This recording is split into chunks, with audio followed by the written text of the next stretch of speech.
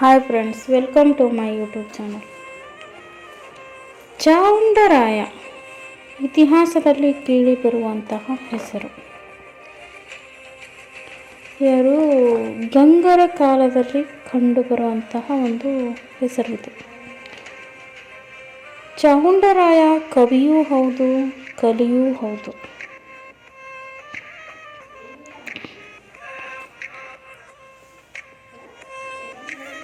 ಹತ್ತನೇ ಶತಮಾನದಲ್ಲಿ ಕರ್ನಾಟಕದಲ್ಲಿ ಆಗಿಹೋದ ಪ್ರಮುಖ ವ್ಯಕ್ತಿಗಳಲ್ಲಿ ಚಾವುಂಡರಾಯ ಕೂಡ ಒಬ್ಬ. ಗಂಗದೊರೆಯ ರಾಚಮಲನ ಮಂತ್ರಿಯಾಗಿದ್ದವನು.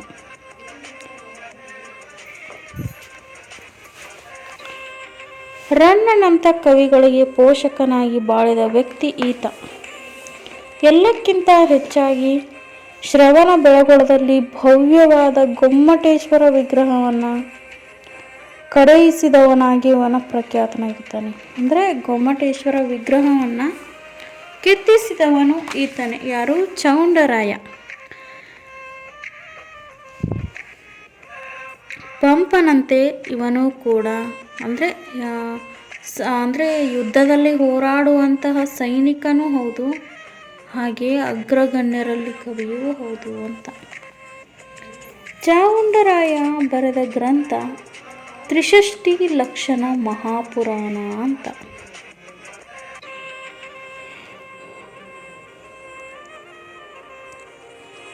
ಜೈನ ಧರ್ಮದ 63 ಜನ ಶಲಾಕ ಪುರುಷರ ಕಥೆಗಳು ಇದರಲ್ಲಿವೆ. ಇದೊಂದು ಗದ್ಯ ಗ್ರಂಥ.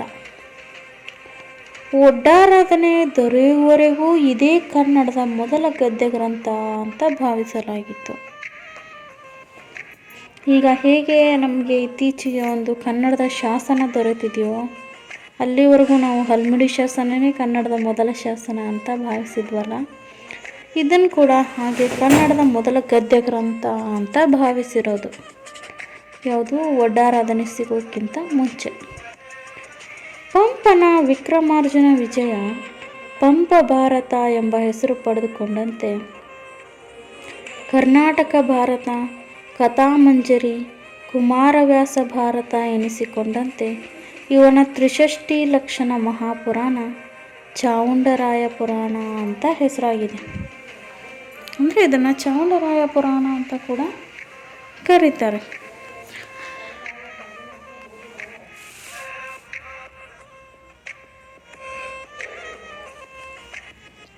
ಜೀನಸೇನ ಮತ್ತು ಗುಣಭದ್ರಾಚಾರ್ಯರಿಂದ ರಚಿತವಾದ ಸಂಸ್ಕೃತದ ಮಹಾಪುರಾಣವೇ ಚಾವುಂಡರಾಯ.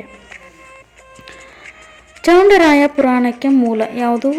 ಇದೇನು ಚಾವುಂಡರಾಯ ಪುರಾಣ ಅಂದರೆ ತ್ರಿಷಷ್ಟಿ ಲಕ್ಷಣ ಮಹಾಪುರಾಣ ಅನ್ನೋ ಗ್ರಂಥ ಇದೆಯಲ್ಲ, ಇದಕ್ಕೆ ಮೂಲ ಕೃತಿ ಯಾವುದು ಅಂದರೆ, ಆಕರ ಗ್ರಂಥ ಯಾವುದು ಅಂದರೆ ಜೀನಸೇನಾಚಾರ್ಯರು ಮತ್ತು ಗುಣಭದ್ರಾಚಾರ್ಯರು ಬರೆದಂತಹ ಸಂಸ್ಕೃತದ ಮಹಾಪುರಾಣ.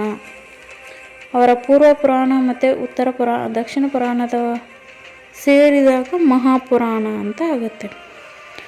ಅಲ್ಲಿರುವ 63 ಜನ ಶಲಾಕ ಪುರುಷರು ಅಂದರೆ ತೀರ್ಥಂಕರು, ಚಕ್ರವರ್ತಿಗಳ ಕಥೆಯನ್ನೇ ಇವನು ಕನ್ನಡದಲ್ಲಿ ಸರಳವಾದ ಗದ್ಯದಲ್ಲಿ ಹೇಳಿದ್ದಾನೆ. ಮೂಲದಲ್ಲಿರೋ ವಿಷಯವನ್ನು ಎಲ್ಲಿ ಕೂಡ ಬದಲಿಸಿಲ್ಲ, ತನ್ನ ಕಲ್ಪನೆಯನ್ನು ಕೂಡ ಅವನು ಸೇರಿಸಿಲ್ಲ. ಅಂದರೆ ಸ್ವಂತವಾಗಿ ಹಾಕಿಲ್ಲ ಅಂತ ಯಾವುದಾದ್ರೂ ವಿಷಯದ ಬಗ್ಗೆ.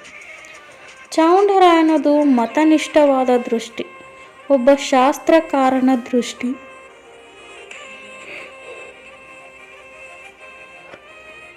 ಇಲ್ಲಿ ಅದು ನೇರ ನಿರೂಪಣೆ ಮಾತ್ರ. ಗದ್ಯದಲ್ಲಿ ಆಡಂಬರವಿಲ್ಲ, ಅಲಂಕಾರವಿಲ್ಲ, ಹಾಗೆಯೇ ಕನ್ನಡದ ದೇಸಿ ಸಂಪತ್ತೂ ಇಲ್ಲ.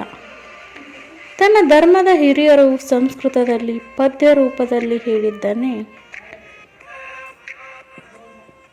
ಕನ್ನಡದಲ್ಲಿ ಸಂಕ್ಷಿಪ್ತವಾಗಿ ಗದ್ಯ ರೂಪದಲ್ಲಿ ಸಾಮಾನ್ಯರಿಗೆ ಹೇಳುವುದು ಇವನ ಗುರಿ.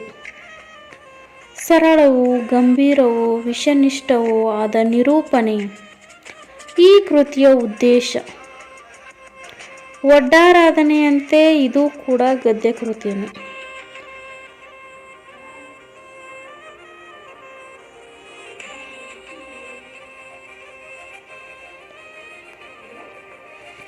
ಆದರೆ ಒಡ್ಡಾರಾಧನೆಯ ನಿರೂಪಣೆಯ ವಿಶಿಷ್ಟತೆ ಕನ್ನಡದ ಅಪೂರ್ವ ದೇಸಿ ಸಂಪತ್ತು ಕಾವ್ಯ ಸತ್ವ ಇದರಲ್ಲಿ ಕಾಣುವುದಿಲ್ಲ.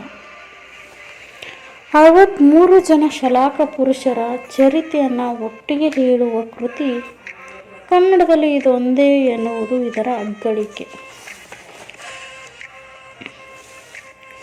ಡೇಲಿ ಚಾವುಂಡರಾಯ ಎನ್ನುವ ವ್ಯಕ್ತಿ ಏನಿದಾನಲ್ಲ, ಇವನು ಸುಮಾರು ಎಷ್ಟು ಕ್ರಿಸ್ತಶಕ 975ರಲ್ಲಿ ಕಂಡುಬರುವಂತಹ ಕವಿ.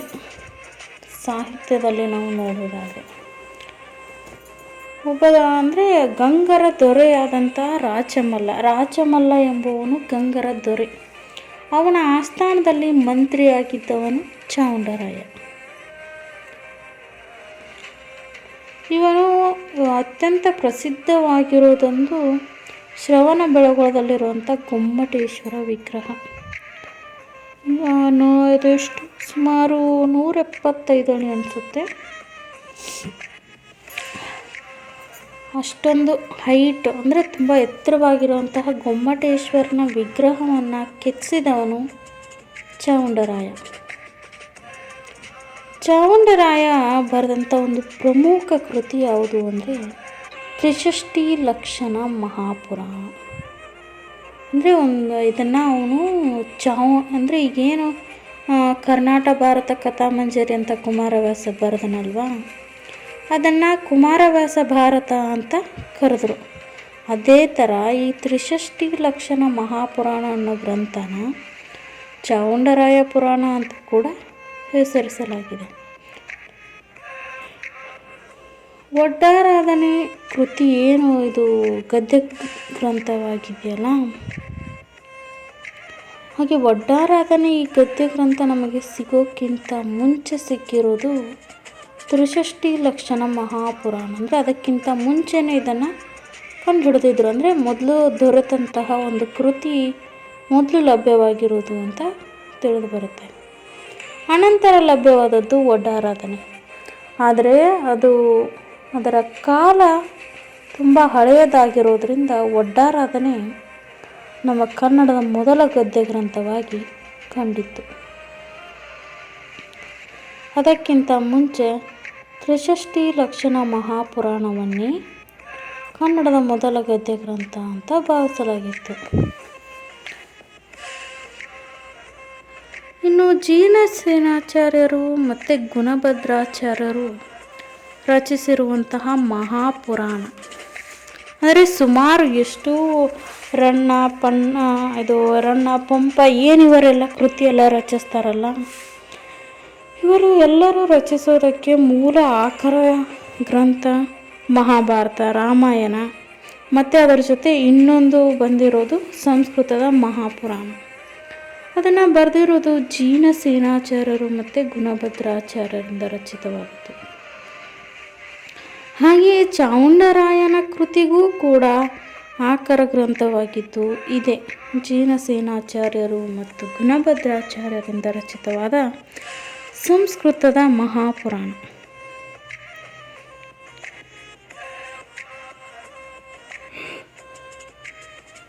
ಇವನು ಬರೆದಂತಹ ತ್ರಿಷಷ್ಟಿ ಲಕ್ಷಣ ಮಹಾಪುರಾಣ ಇದು ಕೃತಿಯಲ್ಲಿರೋದು ಏನು ಅಂದರೆ 63 ಜನ ಶಲಾಕ ಪುರುಷರು ಅಂದರೆ ಸುಮಾರು ಜನ ತೀರ್ಥಂಕರು, ಚಕ್ರವರ್ತಿಗಳು, ಇವರೇನು ಕೃಷ್ಣ, ಈ ಥರ ಸುಮಾರು ಜನರ ಅಂದರೆ ಒಂದೇ ಹೆಸರಿನ ಸುಮಾರು ಪಾತ್ರಗಳು ಆ ಕೃತಿಯಲ್ಲಿ ರಚಿತವಾಗುತ್ತವೆ.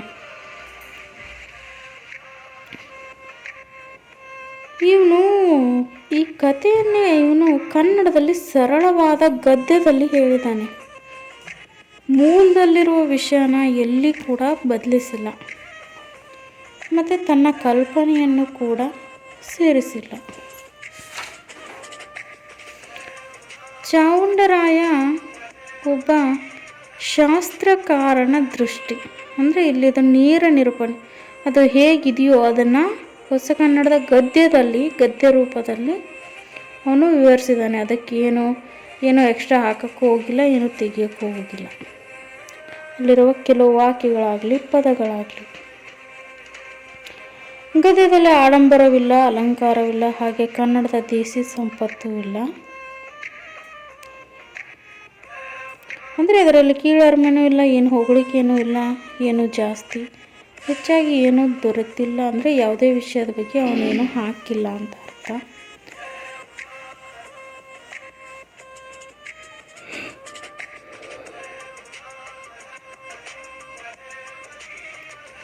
ಧರ್ಮದ ಹಿರಿಯರು ಸಂಸ್ಕೃತದಲ್ಲಿ ಪದ್ಯ ರೂಪದಲ್ಲಿ ಹೇಳಿದ್ದನ್ನೇ ಕನ್ನಡದಲ್ಲಿ ಸಂಕ್ಷಿಪ್ತವಾಗಿ ಗದ್ಯ ರೂಪದಲ್ಲಿ ಸಾಮಾನ್ಯರಿಗೆ ಅಂದರೆ ಇತರ ಜನರಿಗೆ ಅರ್ಥವಾಗುವ ರೀತಿಯಲ್ಲಿ ಅವನು ಕನ್ನಡದಲ್ಲಿ ವಿವರಿಸಿದ್ದಾನೆ.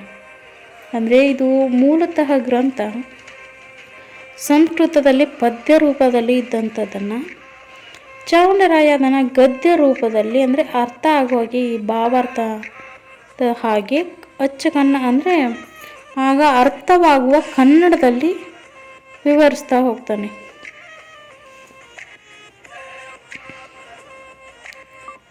ಈ ಒಡ್ಡಾರಾಧನೆಯ ನಿರೂಪಣೆಯ ವಿಶಿಷ್ಟತೆ ಅಂದರೆ ಕನ್ನಡದ ಇದೇನು ದೇಸಿ ಸಂಪತ್ತಾಗಿರಲಿ, ಕಾವ್ಯ ಸತ್ವ ಅಂದರೆ ಈ ಒಡ್ಡಾರಾಧನೆ ಕೃತಿಯಲ್ಲಿ ಯಾವ ಥರದ ವರ್ಣನೆ ಇದೆಯೋ ಆ ಥರದ ಏನೂ ಈ ಕೃತಿಯಲ್ಲಿ ಕಂಡುಬರುವುದಿಲ್ಲ. 63 ಜನ ಶಲಾಕ ಪುರುಷರ ಚರಿತೆಯನ್ನು ಒಟ್ಟಿಗೆ ಹೇಳುವ ಕೃತಿ ಕನ್ನಡದಲ್ಲಿ ಇದೊಂದೇ ಅನ್ನೋದ್ರ ಬಗ್ಗೆ ಇದೊಂದೇ ಅನ್ನೋದು ಅದರ ಹೆಗ್ಗಳಿಕೆಯನ್ನು ಪಡೆದುಕೊಂಡಿರೋದು. ಯಾವುದು? ತ್ರಿಷಷ್ಟಿ ಲಕ್ಷಣ ಮಹಾಪುರಾಣ ಅಂದರೆ ಚಾವುಂಡರಾಯ ಪುರಾಣ ಅಂತ ನಾವೇನು ಕರಿತೀವಲ್ಲ ಅದು.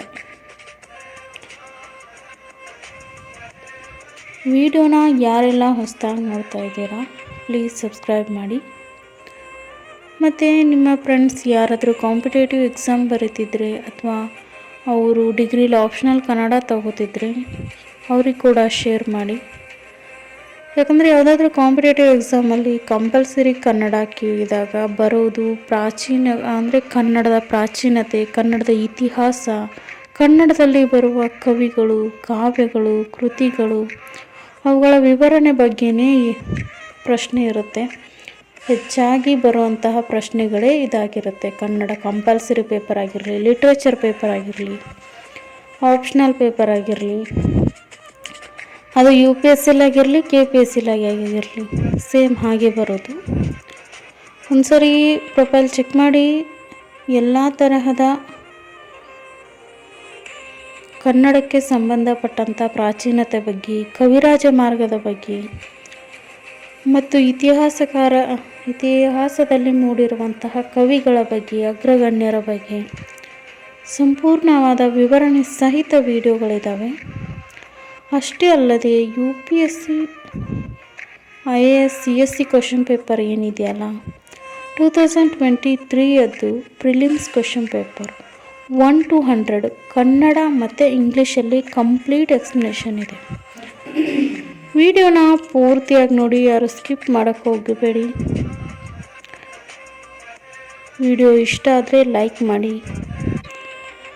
ನಿಮ್ಮ ಫ್ರೆಂಡ್ಸ್ಗೆ ಶೇರ್ ಮಾಡಿ. ಯಾವುದಾದ್ರೂ ವಿಷಯದ ಬಗ್ಗೆ ನಿಮಗೆ ಡೌಟ್ ಇದ್ದರೆ ಅಥವಾ ಯಾವುದಾದ್ರೂ ಕನ್ಫ್ಯೂಸ್ ಆದರೆ, ಇನ್ನೂ ಯಾವುದಾದ್ರೂ ವಿಷಯದ ಬಗ್ಗೆ ನಿಮಗೆ ವಿಡಿಯೋಗಳು ಬೇಕಾದರೆ ಕಮೆಂಟಲ್ಲಿ ತಿಳಿಸಿ. Thank you all.